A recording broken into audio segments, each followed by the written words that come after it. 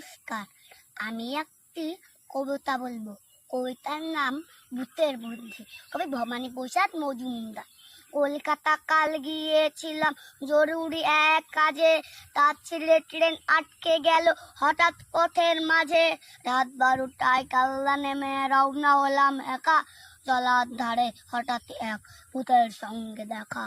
ভূত বললে, না না, এমন সুযোগ আর পাবো, এক্ষণে তোর ঘাড় মটকে রক্ত চুষেই খাবো। কেঁদে বললাম, সে কি, আমি তুড়তুড়ে এক বুড়ো, আমার দেহের রক্ত শীতল, ঠান্ডা বরফ পুরো। তার চেয়ে ভাই পাকড়ে কোনো জুয়ান ছেলে মেয়ে, দারুণ মজা পাবে তাদের গরম রক্ত খেয়ে। ভূত বললে, হক ঠান্ডা, আমি করবো তোকে ক্ষমা,